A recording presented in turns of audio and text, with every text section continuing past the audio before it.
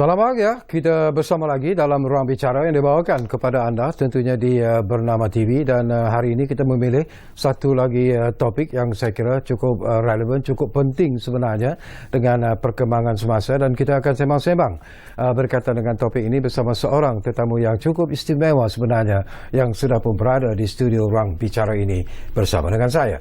Baiklah, topik yang kita pilih hari ini ialah pasca banjir.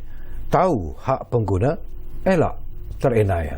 Ini saya kira satu topik yang memang menjadi perbincangan dan juga perhatian di kalangan rakyat Malaysia, terutamanya mereka yang mungkin mengalami kesan daripada banjir yang melanda beberapa negeri pada penghujung tahun lalu. Dan negeri-negeri yang terlibat di antaranya ialah Selangor, Pahang, Melaka, Negeri Sembilan dan juga Perak. Dan sudah pastilah kesan daripada banjir ini ramai yang mengalami pelbagai kesulitan, ramai yang mengalami pelbagai kesusahan dan tentunya ramai yang mengharapkan mungkin akan ada cahaya di hujung terowong dalam usaha untuk membantu mereka yang menghadapi masalah, pelbagai masalah ini akibat daripada banjir. Baik, tetamu yang sudah pun bersiap sedia bersama saya di studio, kita ingin mengucapkan jutaan terima kasih dan juga selamat datang kepada Yang Berhormat Datuk Rosul Wahid yang merupakan Timbalan Menteri Perdagangan Dalam Negeri dan Hak Ehwal Pengguna ataupun KPDN ACP. Jadi Datuk, apa khabar? Alhamdulillah, baik. Sehat tu ya? Sehat, Alhamdulillah. Terima kasih banyak-banyak Datuk kerana sudi bersama kami di ruang bicara ini. Dan macam saya katakan, ini merupakan satu topik yang sebenarnya mendapat perhatian terutamanya kepada mangsa-mangsa banjir yang mungkin sehingga ke detik ini masih lagi menghadapi pelbagai masalah. Dan kepada anda yang sedang bersama kami ketika ini, kami juga sebenarnya memberi ruang dan juga peluang kepada anda untuk bertanya apa saja berkaitan dengan topik yang kita pilih hari ini. Jadi seperti biasalah kita menyediakan dua talian kepada anda, iaitu di 03-2697-9767 dan juga 03-2697-9768. Baiklah Datuk, sebagai permulaan, kita tahulah apa yang telah pun berlaku akibat daripada banjir yang berlaku baru-baru ini dan kita juga sedar tentang keadaan rakyat yang menghadapi musibah ini. Mungkin ialah situasi pemulihan banjir telah pun dilakukan, tetapi saya percaya yang paling mereka risau ialah tentang kenaikan harga terutamanya. Jadi bagaimana peranan yang dimainkan oleh KPDN ACP dalam usaha untuk membantu rakyat yang terlibat dalam musibah banjir ini, Datuk? Ya. Assalamualaikum warahmatullahi wabarakatuh. Salam sejahtera, salam keluarga Malaysia. Ya. Terima kasih kepada Bernama TV yang beri peluang dan ruang kepada saya untuk tampil dalam program Ruang Bicara pada malam ini, dan saya bertuah kerana dapat bersama dengan Otai host pada malam ini. Terima kasih. Yang sebenarnya selama dah cerita nak bersama untuk program-program sebegini. Jadi kembali kepada soalan ataupun tajuk kita pada malam ini, iaitu pemulihan pasca banjir. Ya. Tahu hak pengguna, elak terenaya. Jadi sebagaimana yang kita sedia maklum bahawa satu keadaan bencana yang cukup dahsyat yang katanya berlaku berpuluh-puluh tahun dulu, berlaku lagi sekarang, dan negeri-negeri yang terlibat yang nyatakan tadi, Selangor, Pahang, Melaka, Johor dan sebagainya, Perak, Negeri Sembilan dan sebagainya. Dan saya pun berkesempatan untuk hadir ke tempat-tempat sebegini dan mereka ni seolah berada dalam ground zero. Maknanya apa yang ada yang mereka kumpul selama puluh tahun hilang sekali mata. Betul. Jadi kita merasai dan juga memahami apa yang dialami oleh mereka, oleh masa-masa ini. Ada yang perabot dan rumah semua barang tak dipakai langsung. Ada yang kereta bukan sahaja tenggelam, dia hilang sampai hari tak jumpa pun ada. Dia hanya air pun tertimbul tanah dan sebagainya. Jadi kita memahami hal tersebut. Sebab itu kita di Kementerian Kebudayaan ACP amat prihatin untuk menangani masalah ini dengan mengadakan beberapa program dan juga rancangan untuk membantu, kalau tak mampu untuk menyelesaikan sepenuhnya, sekurang-kurangnya meringankan beban ataupun kesulitan yang dialami oleh masa-masa banjir di negeri-negeri tersebut. Jadi antara apa yang terlaksanakan, kebetulan sebelum banjir ini dah ada isu berkaitan harga-harga ayam, harga bahan keperluan dan sebagainya. Kita mampu menanganinya dan hari ini alhamdulillah kita nampak isu tersebut dah mula kendor dan dapat diselesaikan. Dan kita tahu bahawa isu ini dia on off. Ia akan datang lagi dan kita cuba pantau lagi sebab saya nampak kementerian sedang memikirkan satu cara untuk nak menyelesaikannya. Tapi setakat ini tak mampu lagi untuk saya sebut barangan tersebut. Jadi berkaitan dengan banjir, apa yang kita perhatikan keperluan masyarakat banjir masa banjir sekarang iaitu berkaitan dengan kereta rosak. Kita pantau bengkel, kemudian kedai pakaian, kemudian alat peralatan elektrik dan sebagainya. Jadi ini benda-benda yang mereka hilang ketika banjir baru ni. Jadi kita di kementerian melaksanakan Ops Cakna bermula pada 1 Januari lalu dan akan berakhir pada 1 Disember ini. Dan berakhir ini bukannya penamat. Artinya kalau kita rasa perlu, kita akan sambung lagi Ops Cakna ini untuk memantau harga spare part, harga pakaian, harga barang elektrik dan juga harga upah-upah di bengkel untuk nak pastikan pengguna tidak teraniaya dan peniaga tidak melakukan sesuatu yang menganiaya ataupun yang menjadikan beban kepada pengguna. Jangan orang kata mereka dah hilang rumah, hilang serba-serbi, sudah jatuh di tipe tangga. Tapi orang Terengganu kata sudah jatuh tipe tangga terpetak di ayam. Lagi teruk. Jadi bala bencana bertimpa-timpa. Jadi itu yang cuba kita selesaikan, walaupun kita yakin tak mampu sepenuhnya, tapi sekurang-kurangnya satu precaution kepada masyarakat, terutama peniaga-peniaga, supaya mereka berhemah, mereka tidak mengambil kesempatan dalam keadaan rakyat dan mereka susah ataupun rakyat menderita sekarang. Saya tertarik hati bila Datuk sebut tentang Ops Cakna ini sendiri, dan ramai juga yang bertanya sebenarnya tu tentang kesan kepada Ops ini dan bagaimana KPDN ACP sendiri dapat mengawal situasi supaya apa yang diharapkan melalui Ops Cakna ini dapat dilaksanakan dengan begitu efektif ataupun dengan begitu berkesan sekali. Datuk. Okey, setakat ni kita dah sepanjang sehingga hari inilah kita telah memeriksa lebih pada 1,000 barangan, mana pakaian, spare part kereta, kemudian peralatan elektrik dan sebagainya, di lebih 300 premis di seluruh negara. Dan fokus kita kepada negeri-negeri yang terkesan teruk dengan banjir. Kita tengok di situ. Dan setakat ni statistik yang ada pada saya ialah daripada statistik sebut sehingga tahun 2021 yang tindakan yang dah complete kes ni, iaitu sebanyak 439 kes dan nilai compound yang dapat dikumpulkan sebanyak 124,000. Tapi ada lagi dan datang proses, sebab prosesnya memang mengambil masa. Sebab kalau nak tengok harti pencatutan ataupun mengambil keuntungan berlebihan ni, kita tengok daripada mula pengeluar lagi. Pengeluar ataupun daripada manufacturer, berapa barang harga dia tolak kepada pemborong, daripada pemborong kepada pengedar, daripada pengedar kepada peruncit, kemudian daripada peruncit kepada pengguna. Jadi setiap layer tersebut, setiap rantaian tersebut kita tengok sama ada mereka ni mengambil keuntungan berlebihan atau tidak. Jadi contohnya kalau diambil daripada pengeluar, dia ambil RM2 atas satu barang. Kemudian pengeluar kepada pemborong kepada peruncit RM2, RM4. Peruncit pemborong pengedar RM2, RM4. Pengedar kepada peruncit RM2, jadi RM6. Jadi kalau jual kepada pengguna dengan lebih daripada RM6, maka itu biasa. Tapi kalau dia jual pengguna daripada harga biasa menjadi sampai RM10 keuntungan, itu luar biasa.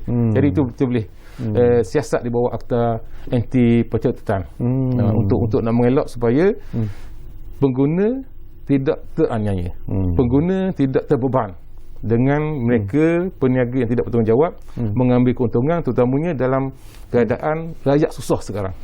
Bila Datuk sebut tentang isu itu pun, ini pun banyak isu yang dibangkitkan terutamanya oleh pengguna, terutamanya mereka yang kehilangan kenderaan akibat daripada bencana banjir ini tu. Ada yang merasa tidak berpuas hati tu, ada yang pergi hantar untuk repair, untuk diperbaiki, dan jumlah yang dikenakan ataupun bayaran yang dikenakan itu dikatakan terlalu tinggi. Saya ada kawan yang kenderaannya totally tenggelam ketika banjir dan dia nak hantar pergi ke kedai mekanik untuk repair. Mekanik kedai tersebut charge dia sampai nearly 60,000 tu. Jadi macam mana nak mengawal perkara seperti ini daripada terus berlaku sebenarnya tu? Jadi sini yang penting ialah kesedaran pengguna. Artinya pengguna sebelum dia membenarkan keretanya dibaiki, dia kena runding betul-betul berapa kos barang, spare part, kemudian kos upah. Dan benda tersebut perlu dijelaskan dan perlu diputuskan sebelum dibuat akad jual beli. Artinya sebelum diputuskan, okey, you bakilah kereta saya, kosnya gini, spare part ni kena tukar, spare part ni kena tukar. Jadi kos spare part katanya 2,000. Upah mungkin dalam 500. Jadi 2,500. Tapi benda itu perlu bertulis. Lepas tu boleh bertulis. Sebab apa? Bila ada bukti bertulis, kita di pihak kementerian senang untuk mengambil tindakan. Sekiranya tidak bertulis ataupun sekiranya okey, you bakilah kereta saya, upah tak betul lagi. Jadi dari segi agama pun melarang benda tu sebab benda tak jelas. Jadi kita nak jelas dulu untuk pastikan kedua-duanya berpuas hati. Tuan punya bengkel berpuas hati, pengguna pun berpuas hati. Cuma kalau ada lah isu bangkit, contohnya dah bayar 6,000 macam kata Datuk tadi, tiba-tiba bawa 2 hari kereta tu menegang lagi. Jadi mungkin oleh kerana dia ada resit tadi, semua sekali pergi mengadu balik, katakan tuan punya bengkel tak mahu layan, tak mahu entertain lagi sebab dia mungkin dah dapat untung. Jadi perkara tersebut boleh dibawa kepada tribunal tuntutan pengguna. Jadi tribunal akan buat pendengaran, panggil bengkel, panggil ni dengan semua dokumen, kemudian dia akan putuskan. Dan hari ini ganti rugi kepada mereka yang terlibat ini boleh mencapai sehingga 50,000. Dulu 10,000, kita naikkan jadi 50,000. Artinya kalau bengkel tadi tu memang terbukti dia ni bersalah, maka tribunal boleh tentukan berapa award yang perlu diberikan kepada tuan punya kereta itu. Jadi antara dokumen-dokumen yang perlu mereka bawa untuk diberitahu kepada KPDN ACP sendiri apa sebenarnya tu? Yang penting dokumen tadi, bil yang telah dikeluarkan oleh bengkel tersebut. Bengkel tersebut. Setakat ni itu saja. Kemudian kita akan ada siasatan. Kemudian dia akan adakan pendengaran untuk nak tengok siapa yang bersalah sebenarnya. Tapi hal ini kadang-kadang ramai masyarakat tak tahu. Bila kereta dia rosak balik, dia menyumpah kepada bengkel, tak gunalah macam-macam. Tapi itu tak buat apa-apa hasil. Jadi yang penting pada kita di kementerian adalah tidak ada mereka yang teraniaya. Ditambah pula dalam keadaan kita sakit sekarang. Setakat ni ada tak kes yang sudah pun diketengahkan ataupun ada tak individu ataupun mereka yang terlibat membuat laporan kepada KPDN ACP tu? Untuk makluman daripada tahun 2021 tahun ni 22 ada lagi sebanyak 413 tuntutan dan jumlah award yang telah diuluskan oleh TTPM Tribunal Tuntutan Pengguna ini sebanyak RM3 juta. Dan yang telah pun dikeluarkan sebanyak 265,000 daripada 3 juta tersebut. Yang lain masih menunggu untuk diberi award ataupun ditunaikan apa yang telah diputuskan oleh TTPM kepada masyarakat. Artinya bahawa jika ada aduan, ada masalah, lapor pada kita, kita akan siasat dan kita syorkan untuk pergi kepada Tribunal Tuntutan Pengguna. Kerana itu hak pengguna. Yang 413 tuntutan itu melibatkan apa tu? Ini melibatkan semua sama ada termasuk bengkel tadi, kemudian termasuk beli alat-alat elektrik, mana semua sekali. Semua sekali, ada yang beli alat solek, ada yang beli pakaian dan sebagainya. Jadi 413 ni meliputi semua sekali. Satu yang juga penting ialah itu kita bercakap tentang membaiki kereta ataupun kenderaan di bengkel dan sebagainya. Apa lagi perkara yang diberi perhatian yang cukup serius oleh KPDN ACP ini dalam membantu ataupun menjamin bahawa nasib mereka yang menjadi mangsa bencana banjir ini sebenarnya terbela? Ya, di samping kita menjaga hak-hak pengguna, di samping itu kita juga jaga peniaga, supaya kita tak nak kita di kementerian ni, Kementerian Perdagangan Dalam Negeri, mana apa saja perdagangan berlaku dalam negeri bawah kementerian kita. Kemudian hal ehwal pengguna, hak-hak pengguna berkaitan dengan bawah kita. Jadi kita nak kedua-dua ni seimbang. Kita tak mahu barang murah tu apa, tapi benda tak ada, kerana peniaga tak mampu nak jual. Sebab tu kalau barang naik itu, apa alasan dia naik? Alasan dia naik mungkin kerana tukaran mata wang, kerana masalah logistik, kerana barang motor diimport. Jadi tengok semua sekali tu, jadi itu kita ada akta penciptaan. Di samping itu kita juga CSR, mempunyai CSR, iaitu kita ada food bank yang di bawah kita, yang mana kita dah agihkan sehingga sekarang saya rasa dah lebih daripada 1 juta mereka yang dapat manfaat. Bermula daripada COVID dulu, COVID dulu kita utamakan kepada food bank siswa. Kita beri makanan yang mentah untuk mereka yang ada pantry di asrama atau di hostel di universiti. Bagi mereka yang tidak ada pantry, kita bahan yang sedia dimakan, macam biskut, macam sardin, walaupun perlu dimasak tapi boleh makan roti dan sebagainya. Jadi kita bagi agihkan, dan ketika baru ni pula, 3 banjir baru ni kita bagi dapur gas, sebab bila kita bergatal atau makanan, rupanya dapur mereka hanyut. Jadi tak ada tempat nak masak. Jadi kita kata kita ubah strategi, kita beri makanan ataupun hantar dapur gas, kemudian hantar tilam, hantar toto, kemudian pek wanita, kemudian makanan mentah, makanan kering yang ready to eat, itu kita hantar. Cuma saya agak terkilan apabila ada satu video dalam Facebook mengatakan bahawa dia condemn kotak food bank yang kita beri. Dia kata ini barang ini. Saya kata dia bukan menghina kementerian, tapi dia menghina orang yang derma. Sebab food bank ini sumbangan daripada syarikat-syarikat besar, company-company besar, mall-mall yang besar kepada kita untuk kita agihkan kepada masyarakat yang memerlukan. Jadi itu saya kata kita bagi secara percuma, kita bagi tanpa apa bayaran. Kalau tak nak terima, tinggal. Kita bagi kepada orang yang memerlukan, kerana pada kita, pada kementerian, bahawa kadang-kadang semua susah sekarang ini, sebuku roti itu pun bermakna, sekeping biskut pun amat bererti.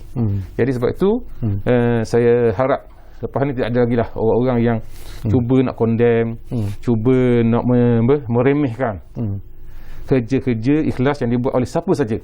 Kerana sekarang kadang-kadang susah sekarang ni, kita perlu bekerjasama, kita perlu bantu-membantu, ringan sama dijinjing, berat sebikul, untuk kalau tak mampu nak selesaikan masalah ataupun kesusahan masa banjir, sekurang-kurangnya meringankan. Saya nak petik daripada apa yang Datuk sebut, matlamatnya adalah mengagihkan kepada mangsa yang betul-betul memerlukannya. Bagaimana KPDN ACP dapat menjamin bahawa mangsa-mangsa yang betul-betul memerlukannya itu, apa kriteria yang dilihat sebelum bantuan itu diberikan? Kita ada pegawai kepengurusan parlimen di setiap parlimen, seorang ke parlimen. Kita ada NGO yang berhubungan rapat dengan kita. Kita ada badan-badan agensi kerajaan yang juga berhubungan dengan kita. Jadi mereka-mereka ini berhubung dengan kita.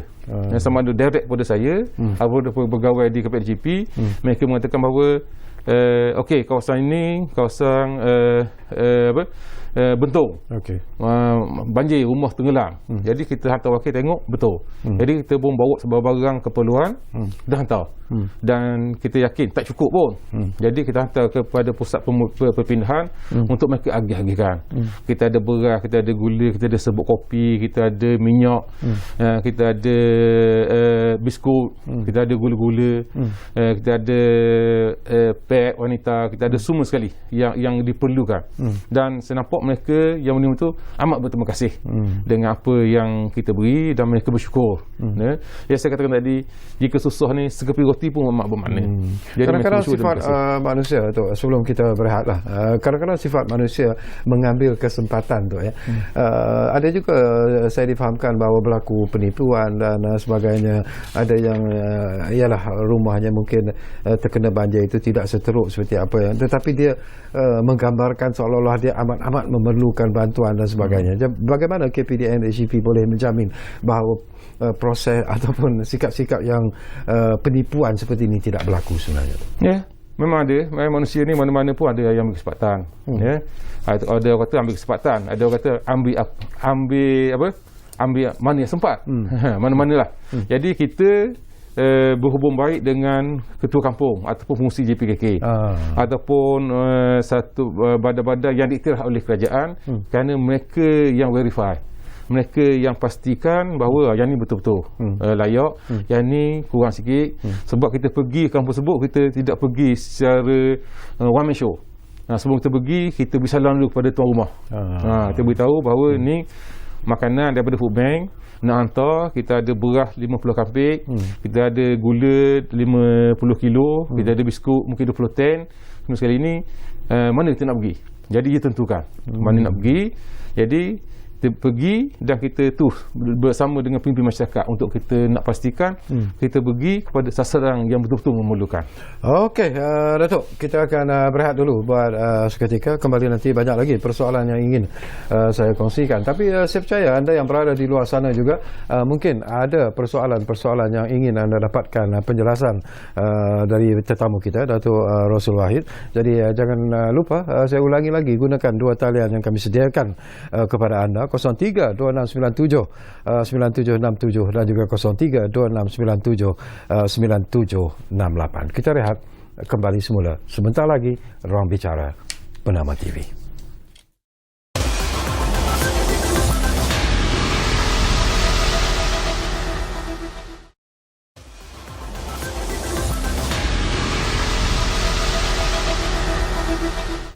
Baiklah, kita kembali semula ke ruang bicara ini. Masih lagi bercakap tentang pasca banjir, tahu hak pengguna, elak terenaya. Dan tentunya kita masih lagi bersama dengan Yang Berhormat Datuk Rosul Wahid, iaitu Timbalan Menteri Perdagangan Dalam Negeri dan Hak Ehwal Pengguna. Baik, satu lagi isu yang dibangkitkan ialah tentang kenaikan harga barang. Ini memanglah berlaku dari masa ke semasa, terutamanya bila hampir hari-hari perayaan dan sebagainya. Tetapi ketika banjir pun, selepas banjir pun ada rungutan yang mengatakan bahawa harga barang dinaikkan. Dulu kecoh tentang harga ayam, tetapi telah pun dapat diselesaikan oleh KPDN HCP. Baru-baru ini timbul pula Datuk, tentang isu minyak masak. Ada di setengah-setengah kawasan tu dia kata minyak masak dah tak ada langsung dan sebagainya. Jadi apakah KPDN HCP juga mendapat ataupun mengetahui tentang benda yang sedang berlaku ini tu? Ya, terima kasih dengan soalan tu. Memang isu terbaru ini selepas isu ayam. Sebenarnya isu harga barang ni dia mula timbul apabila selesai PKP. Masa PKP tu ramai tak keluar, kedai tak buka. Tapi bila lockdown dibuka, jadi restoran dibuka, jadi harga ayam, telur dan sebagainya meningkat. Jadi kita pantau semua tu.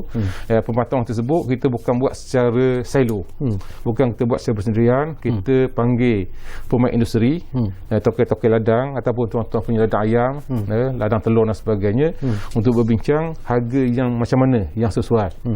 Maknanya pengeluar tidak untung banyak, pengguna tidak belanja lebih. Itu yang kita cuba nak balancekan di kementerian kita. Jadi isu terakhir sekarang ni yang terkini adalah isu harga minyak subsidi atau harga minyak dia panggil minyak minyak subsidi yang harganya RM2.50 1 kilo. Yang ini setengah tempat dikatakan kekurangan. Jadi hal tersebut dah sampai ke pengetahuan kita di kementerian untuk kita tengok apa punca-puncanya.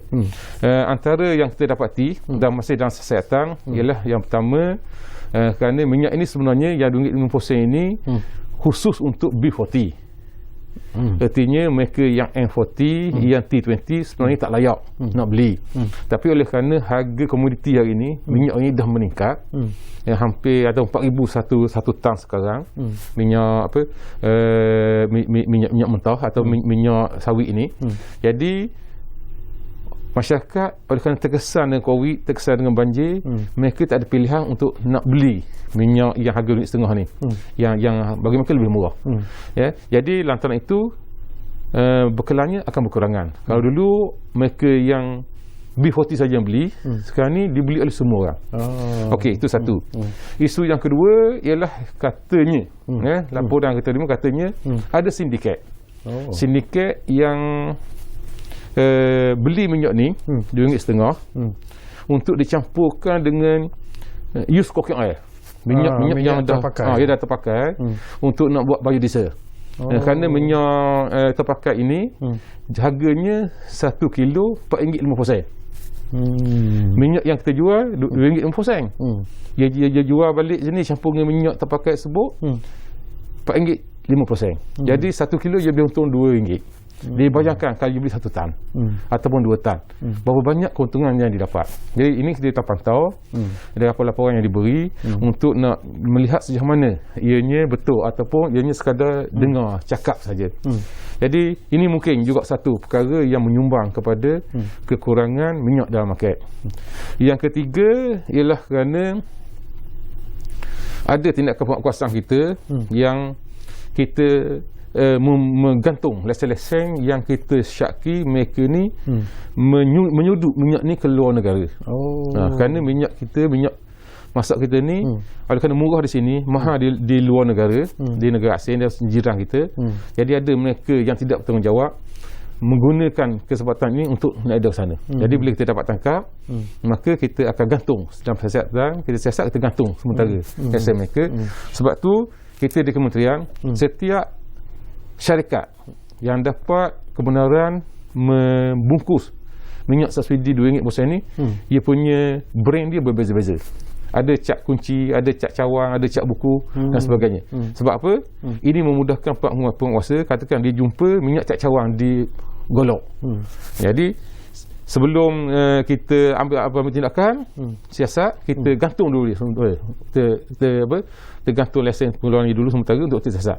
Sama ada dia sendiri hantar ke ataupun pemborong yang hantar atau pengedar yang hantar. Jadi dalam proses siasatan tersebut, mungkin dalam masa seminggu dua mungkin kekurangan sikit minyak tersebut di market yang mana dia sepatutnya supply kepada kawasan tersebut. Pun begitu, kita ambil lesen ataupun kota pengeluaran tersebut untuk diberi kepada pembungkus lain sebagai keluarga angkat untuk sementara penyiasatan kita berlangsung.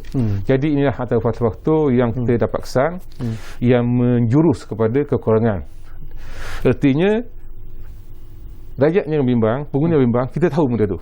Sebab di dalam lapangan kita ada 2,000 penguatkuasa, kemudian kita ada pegawai pemantau harga, jumlah sekali lebih kurang dalam 2,500 orang yang bekerja setiap hari tanpa cuti, walaupun cuti umum dan sebagainya, mereka pantau semua sekali. Pantau bukan saja dari segi harga barang, keberadaan barang, dan juga benda-benda macam kekurangan minyak dan sebagainya. Berkemungkinan tak Datuk, bila kita sentuh tentang kekurangan minyak, terutamanya minyak subsidi seperti apa yang Datuk sebutlah, apakah masih berlaku? Yalah, dulu kita cakap tentang anti sorok dan sebagainya, tapi berkemungkinan tak minyak itu disorok dan akan dikeluarkan nanti apabila menjelangnya hari-hari perayaan seperti Tahun Baru Cina yang akan datang, kemudian lepas beberapa bulan nanti Hari Raya dan sebagainya. Berkemungkinan tak itu berlaku tu? Setakat dalam maklumat kita dan dalam pengetahuan saya, sorok tak berlaku sekarang. Kerana barang kawalan ini kita ada lesen untuk mereka simpan. Artinya kita boleh kesan kalau ambil dari kilang, katakan dia digunakan menyimpan minyak atau gandum atau gula 50 tan sebulan. Tiba-tiba daripada purchasing order tu dia beli lebih. Mesti ya hantar ataupun disorok di mana-mana. Jadi kita pantau sampai sebegitu. Kalau dulu mungkin daripada kilang kepada pemborong kita tak kawal. Sekarang ni daripada kilang ke pemborong kita dah kawal. Mana kita dah ada lesen menyimpan barang keperluan barang asas ini, berapa tan ataupun berapa puluh tan yang perlu mereka simpan setiap masa. Jadi kalau lebih maka menjadi satu kesalahan. Jadi saya rasa setakat hari ini tidak ada masalah sorok. Satu. Yang kedua, kalau macam minyak ni kalau dia keluar lepas Raya Cina atau berkat Raya Cina, Raya Tahun Baru, Cina ataupun Hari Raya Haji, Raya Puasa ni, harganya tak berubah. Mesti kekal RM2.50. Memang tak berubah. Ya, yang berlaku soroknya ialah bila barang kurang dia akan naik harga. Tapi barang kawalan ini dah tentu harga. Macam gula RM2.85 satu. Minyak yang ni RM2.50 satu. Jadi walaupun apa yang berlaku, harganya tetap begitu. Cuma beban pada kerajaan lah. Bila harga banyak meningkat, kerajaan beri subsidi tinggi. Dan untuk tahun 2021 kerajaan beri subsidi kepada semua barang lah. Bukan saja minyak, penyeragaman harga di Sabah, Sarawak, di pulau-pulau dan sebagainya. Kita belanja 1.6 bilion untuk tahun lepas. Tahun ni dia akan lebih lagi. Contoh, harga gas. Harga gas saya pernah ke Pulau Redang. Saya rasa Datuk pun pernah pergi Pulau Redang. Harga gas sebelum ada penyelambungan harga ini, di sana ialah gas yang 14 kilo tu yang kita masak tu, di Pulau Redang harganya lah RM50 satu tong. Ada yang jual sampai RM52, RM53 satu tong. Sedangkan di darat ini, Tanah Besar ini, harganya RM26.60. Jadi daripada RM26.60 jadi RM60 sebut, pengguna di Pulau Redang terpaksa bayar mahal. Jadi dengan adanya subsidi kerajaan, harga di Tanah Besar dan harga di pulau adalah sama sekarang. Jadi itu maknanya kerajaan memahami dan cuba meringankan beban walaupun di mana saja anda berada, selagi anda rakyat Malaysia, kita nak beri manfaat pada semua orang. Kita ada akta yang Datuk sebut tadi, iaitu akta pencatutan itu sendiri, Datuk. Setakat ini apa tindakan yang telah pun diambil? Berapa kes yang telah pun diambil tindakan melalui akta pencatutan ini tu? Ada tak figure tu pada Datuk? Ya, sekejap, saya ada tadi. Ya, figure akta pencatutan.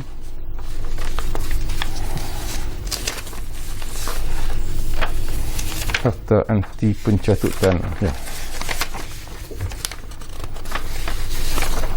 Mana? Tak apa kalau apa ni sementara Datuk mencari. Ada. Okey. Akta pencatutan di bawah akta anti pencatutan, kawalan harga dan anti pencatutan 2011. Tindakan setakat ini 439 kes. Dan nilai kompaun sebanyak 124,000. Maknanya kita bukan saja ada akta, kita ambil tindakan. Sebab mungkin rakyat luar sana kata akta ada saja, tak ambil tindakan pun. Tidak, kita ambil tindakan dan kita bawa kepada perbicaraan. Tapi biasanya peniaga-peniaga kita ni bila dikena bawah akta ni, mereka cenderung untuk bayar kompaun. Sebab mereka yakin bila mereka bawa ke mahkamah, mereka mungkin rasa tak menang. Satu. Yang kedua, mungkin masa dia ambil terlebih panjang. Tapi ada kes-kes yang masa mereka ni tak bersalah, mereka bawa ke mahkamah. Jadi kita tunggu keputusan mahkamah. Tapi setakat ni mereka lebih rela untuk bayar kompaun daripada bawa ke mahkamah. Okey, ini tentang harga ayam. Datuk pun dah kata bahawa ianya dah selesaikan. Dan saya difahamkan bahawa kerajaan juga melalui KPDN HEP dapat mengatasi masalah ini dengan membawa masuk ataupun mengimport ayam-ayam daripada luar negara untuk dijual di negara kita. Jadi setakat ini tu apakah isu kenakan harga ayam ini sebenarnya sudah pun kembali stabil dan dapat diselesaikan oleh KPDN HEP tu? Ya, alhamdulillah setakat ni laporan yang kita terima. Dan semalam di kawasan saya di Aceh Hulu Terengganu, kita ada program jualan keluarga Malaysia. Yang ayam ditawarkan dengan harga RM7.80 sekilo. RM7.80. Padahal pada sekarang sehingga 31 Januari ini kita ada skim harga maksimal keluarga Malaysia, ayam kita tetap maksimum harga RM9 10 sen. Tapi maknanya semalam dah boleh jual RM7.80. Jadi ini suatu benda yang menyeronokkan lah. Sebab hari ni saya yakinlah anak datuk, anak saya dan anak semua orang, jika tak ada ayam tak makan nasi. Ayam ni suatu protein yang murah sekarang. Yang murah sekarang. Sebab tu kita cukup prihatin. Keadaan ayam ni bila melambung kita boleh risau. Ada suatu ketika itu sampai RM11. Kenapa masa tu harga yang meningkat begitu tinggi tu? Ya, kita ekonomi terbuka. Dia bergantung pada supply and demand. Bila barang kurang, permintaan lebih dia akan mahal. Sebab tu kita nak kawal benda ni. Cara kawalannya ialah terima kasih kepada MAFI, Ministry of Agriculture and Food Industry, yang bekerjasama rapat dengan kita. Bila kita ada masalah ini, kita panggil berbincang dengan mereka untuk nak pastikan harganya stabil. Maka saya difahamkan MAFI telah keluarkan 29 permit import ayam daripada luar untuk supaya supply tu lebih, untuk nak balance harga. Dan alhamdulillah mungkin itu daripada kesannya itu, maka semalam dah boleh jual RM7.80 sekilo. Dan kita harap ianya akan lebih stabil. Dan ada pengusaha-pengusaha ataupun peternak-peternak di dalam negara rasa bisnes mereka terganggu dengan hal tersebut. Tapi pada kita tak mahu masalah ini menjejaskan politik, menjejaskan kestabilan ekonomi negara, menjejaskan keadaan suasana rakyat. Jadi sebab itu, seperti saya kata tadi, ayam ni satu benda yang perlu kepada masyarakat sekarang. Ayam ni dibawa masuk daripada mana tu sebenarnya? Setakat saya dimaklumkan, dia bawa masuk daripada Thailand. Jadi kenapa harga murah? Harga murah kerana pengimport ini daripada toke pengimport terus kepada pengguna. Mana tak ada orang tengah. Yang biasa harga tu meningkat kerana ada beberapa layer di bawah. Daripada pengimport, kemudian kepada pemborong, kepada pengedar, kepada peruncit, kita yang keempat. Jadi kalau ambil RM5, yang keempat RM20 kena bayar. Kena exceed harga RM20, RM10 daripada asal. Jadi kalau pada import terus kepada pengguna, maka dipotong orang tengah ini. Jadi sebab tu dia jual murah. Ada juga kenyataan yang dikeluarkan. Saya juga terbaca di media yang mengatakan bahawa dianggarkan ataupun dijangkakan mungkin dalam masa sebulan atau 2 bulan yang akan datang ini, mungkin harga barangan di negara kita ini akan meningkat. Jadi kenapa ini diwar-warkan tu? Kenapa ini berlaku sebenarnya? Ya, kita tak dapat nafikan benda ni boleh berlaku kerana bila kita berjumpa dengan kita, sebenarnya kita bila ada isu sebegini, kita mengadakan libat urus dengan pemain industri ini. Macam ayam kita panggil toke-toke ayam, macam spare part ni kita panggil import spare part, macam baja, kemudian racun sebagainya kita panggil orang yang terlibat MAFI untuk kita duduk berunding untuk nak melihat sejauh mana benar benda ni. Dan alasan yang diberi, kalau macam daging lembu ataupun barang pertanian, sayur dan sebagainya, dia kata kerana baja meningkat, kemudian racun meningkat. Sebab meningkat, dia kata kilang yang proses benda ni di luar negara banyak yang tutup masa COVID ni. Kemudian kos pengangkutan juga meningkat, logistik meningkat. Jadi pernyataan tersebut bukan saja cakap dengar cakap, hearsay. Ia ada dengan data, dengan bil dan sebagainya. Jadi bila itu berlaku, kita di kementerian ini tak dapat buat apa-apa, kerana dia memang jelas ada bukti bahawa peningkatan tersebut betul-betul berlaku. Jadi lantaran itu kita berharap pada pengguna-pengguna supaya jadi bijak, supaya menjadi pengguna yang smart, iaitu sebelum membeli sesuatu banding dulu. Banding, sebab saya yakin dalam market ni ada yang cepat murah sikit, ada yang mahal sikit, ada yang mahal lebih dan sebagainya. Jadi kena banding harga, cari. Dan hari ni kita lebih mudah kerana kita ada laman web, kita ada internet dan sebagainya. Just internet, explore internet, kita dapat bandingan harga. Dan internet juga jadi satu isu juga pada kita. Kerana ada scammer yang jual barang dengan harga murah, tiba-tiba barang tak sampai. Jual barang dengan tu tapi lebih spek yang diberi tu tak betul. Jadi ini juga perlu peringatan kepada pengguna supaya sebelum beli sesuatu melalui internet sebut, pasti betul-betul dia punya spek barang, jenis barang, di mana dikeluarkan dan sebagainya. Jadi saya suka nasihatkan untuk pengguna-pengguna di luar sana, dalam berurusan melalui online ini, pastikan setiap company yang menawarkan harga barang tersebut dipamerkan atau ada CJ SSM BizTrust. Jadi kalau ada CJ tersebut, ni confirm memang genuine. Mana dia tak boleh tipu, dia memang yang berhemah, dia dapat buat tanggungjawab. Okey, kita berehat Datuk buat kali terakhir dan kembali nanti. Tak banyak lagi masa yang tinggal, tapi mungkin sempat juga saya lontarkan beberapa lagi persoalan kepada tetamu kita yang berhormat Datuk Rossul Wahid yang berada di ruang bicara Bernama TV hari ini.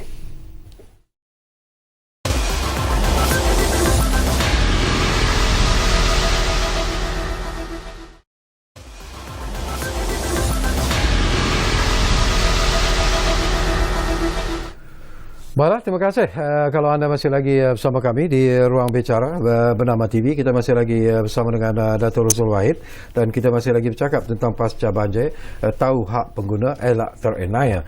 Baik, ini pun satu perkara yang saya nak dapatkan penjelasan daripada Datuk lah. Banyak Datuk sentuh tentang kenaikan harga barang dan semua dan sebagainya. Dan selalu juga Datuk orang sebut bahawa dalam situasi yang berlaku ini, bencana banjir, COVID-19 dan sebagainya, ada pihak yang disebut sebagai mengambil kesempatan dalam kesempitan yang sedang dihadapi oleh rakyat kita ketika ini. Jadi mungkin saya percaya KPDN DCP juga ada sesuatu yang ingin dikongsikan supaya rakyat tidak terenaya, hak pengguna itu sentiasa dijaga. Jadi mungkin kita dapat penjelasan daripada Datuk. Ya, kita harap tidak adalah di kalangan rakyat kita yang mengambil kesempatan dalam kesempitan. Semua orang nak hidup. Sebab tu konsep keluarga Malaysia yang diperkenalkan oleh Yang Berhormat Menteri Perdana Menteri kita cukup kena pada masanya. Artinya kita sebagai satu keluarga. Sama ada anda peniaga, anda pemborong, anda peruncit, anda sebagai pengedar, kita satu keluarga. Artinya bila satu keluarga ni cubit ke kanan, pergi tiasa. Betul. Kata Nabi kata masalul mimpi tawadihim wa tarahumihim wa tawasulihim kama masalul jasadil wahid. Umpama kita ni sebagai satu jasad. Jika sakit satu anggota, semua anggota lain mata pun tak tidur malam. Jadi itulah sepatutnya semangat tersebut perlu diwujudkan dalam masyarakat kita, tak kira agama, tak kira bangsa, tak kira warna kulit, untuk merasai kesulitan, kepayahan, keperitan dan kejerihan masyarakat yang terkena banjir, masa banjir pada dan kita bersyukur kerana di kalangan kita ramai yang budiman, yang datang daripada banjir di Selangor, banjir di Pahang, datang daripada Johor, datang daripada Terengganu, datang daripada Kedah, sebagainya, untuk membantu. Jadi benda-benda yang kita galakkan. Alhamdulillah. Kita di kementerian memang cukup prihatin dengan hal tersebut. Sebab tu kita mengadakan beberapa akta-akta ada kita perkasakan dan kita kuat-kuasakan. Contohnya jualan keluarga Malaysia, kita jalankan di 222 kawasan parlimen. 2 kali sebulan. Sehingga bulan ni, dijangka bulan ni, kalau tak habis lagi mungkin sampai bulan Februari. Jadi ini menunjukkan bahawa kerajaan amat perhati, amat memahami denyut nadi rakyat, untuk rakyat di luar sana menikmati harga yang lebih murah berbanding dengan harga biasa. Dan ini sebenarnya dialu-alukan oleh semua masyarakat. Kemudian untuk makluman juga, kita ada skim harga maksimum keluarga Malaysia, yang kita buat daripada 1 hingga 31 bulan ni. Untuk sehingga ke hari ini, pegawai kita, penguatkuasa kita telah memeriksa sebanyak 22,000 premis. Kemudian ada kes sebanyak 353 kes. Artinya mereka jual lebih daripada harga yang kita tetapkan. Tapi dan compound dah terdapat hampir 51,000. Jadi itu sehingga hari ini 17 bulan. Jadi maknanya daripada 22,000 tu, tindakan kes ada 353 kes, rasa kecil sangatlah. Artinya ada, tapi kecil pun begitu. Kalau boleh kita nak eliminate benda ni. Kadang-kadang susah ni. Kemudian kita juga sebagaimana saya kata pada awal tadi, kita memantau bengkel-bengkel, kerana kita tahu bengkel ini menjadi tempat tumpuan, terutama di kawasan banjir. Kita tengok harga barang-barang, kemudian kita tengok harga barang saja, keturunan barang pun kita periksa. Keturunan barang. Sebab kita tahu kita ni menjadi banyak lambakan barang tiruan. Jadi keturunan ini juga kita periksa, kerana apa yang kita showkan pada pengguna, kalau barang ini pastikan ada cop siring. Cop siring untuk pastikan keturunannya. Jadi kalau ada bengkel yang menjual barang yang selain daripada yang itu, kemudian harga yang tinggi, maklum pada kita. Tapi yang penting ada resit untuk kita ambil tindakan dan sebagainya. Kerana kita yakin bahawa sekarang ramai orang tertumpu untuk nak baiki pulih dan sebagainya, bengkel-bengkel mereka. Dan barang yang kita selalu cek di kedai-kedai, topik keledar, tayar kenderaan, pelapik berik kenderaan, cermin kereta dan sebagainya. Selain daripada itu, kedai-kedai elektrik dan kedai-kedai perabot juga kita pantau. Ada orang kata pantau saja, tak ambil tindakan. Kita ambil tindakan berdasarkan ada laporan, ada kes, ataupun ada seolah macam penipuan. Kita bukan pergi on the spot. Kita kena siasat dulu betul tak betul, untuk pastikan pengguna tidak teraniaya. Jadi sekarang apakah elektrik, alat kenderaan, perabot, baju dan sebagainya, kita perhati. Sekurang-kurangnya kementerian kita ini memberi suatu precaution kepada peniaga-peniaga bahawa mereka tidak boleh sewenang-wenangnya untuk nak letakkan harga. Dan menjadi satu kesalahan sekiranya barang yang dijual tersebut tidak ada tanda harga. Dia ada tanda harga. Jadi kalau tidak ada, itu menjadi satu kesalahan. Jadi untuk itu antara perkara-perkara yang kita laksanakan setakat ini untuk nak pastikan bagaimana kita tajuk kita tadi, tidak ada peniaga yang pengguna yang teraniaya. Tapi itu kita sedang memantau ataupun mengkaji satu proposal yang saya rasa cukup bagus, iaitu menggunakan apps daripada smartphone untuk nak kesang satu barang tersebut ori atau tak ori. Sama ada jam tangan ke, sama ada alat solek ke, barang makanan ke. Barang makanan ni pula bukan saja ori tak ori, halal atau tak halal. Jadi ini sedang kita fikirkan cara bagaimana untuk nak realisasikan, untuk nak realiskan agar sebelum suatu pengguna beli, dia scan dulu daripada tag tu, tengok ni barang ni ori, asal daripada mana, siapa pengeluarnya, ni batch ke berapa. Jadi memudahkan untuk kita. Dan bila ada kes, dia boleh terus link kepada kementerian kita, untuk buat kuasa kita untuk nak ambil tindakan. Jadi ini benda-benda yang kita fikirkan untuk memudahkan rakyat, untuk nak menjadikan rakyat lebih selesa, rakyat lebih percaya dan yakin untuk berurus niaga di dalam negara. Alhamdulillah. Baik, tinggal lebih kurang 3 minit saja lagi Datuk, masa bergerak begitu pantas sebenarnya.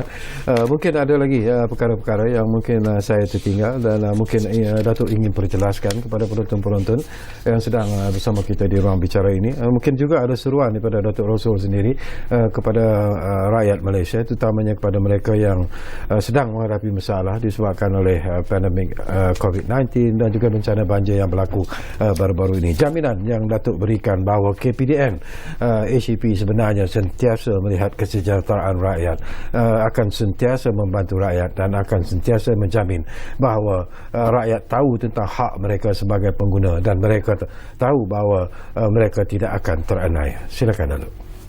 Okey, terima kasih. Dalam masa yang singkat ini saya nak petik satu hadis Nabi. Inna li rabbika alaika haqqan wa li nafsika alaika haqqan wa li ahlika alaika haqqan fa'ti kulli zi haqqin haqqahu. Maksudnya bagi Tuhan kamu ada hak, bagi diri kamu ada hak, dan bagi ahli kamu ada hak. Dan kurnia kata pun berilah hak-hak itu pada mereka yang berhak. Jadi kita di kementerian kepentingan ICP, kita ada hak kepada peniaga. Kita juga ada hak kepada pengguna. Jadi dalam keadaan dua suasana ini, kita nak pastikan peniaga berniaga dengan suasana dengan etika, dengan penuh berhemah. Maknanya tidak ada berlaku penganiayaan. Bukan kita nak menafikan keuntungan. Setiap perniagaan nak ada untung, tapi jangan berlebihan. Tambah-tambah pula dalam keadaan suasana sekarang, masalah COVID, masalah banjir dan sebagainya. Jadi kita harap peniaga-peniaga di luar sana memikirkan dalam konteks keluarga Malaysia. Artinya di samping untung, ada sedikit dalam bentuk CSR, menyumbang, kerana mereka terkesan, kerana tengok umur-umur yang kena ni kesian, ada yang habis. Kita di Terengganu biasa banjir, saya di Terengganu biasa banjir, tapi banjir di tempat kita tu taklah seteruk ini. Kita cuma banjir 2 hari, 3 hari, duduk pusat pemulihan, hari yang 3 boleh balik. Tapi berlaku di sini kadang-kadang banjir sampai seminggu, banjir termenung. Ini yang menyedihkan. Kerana bila banjir termenung, ditambah pula pabuk hari ini buat daripada chip box, bila terendam air jadi macam biskut tu, hancur. Jadi itulah yang tu. Jadi kita harap kedai pabuk jangan ambil kesempatan.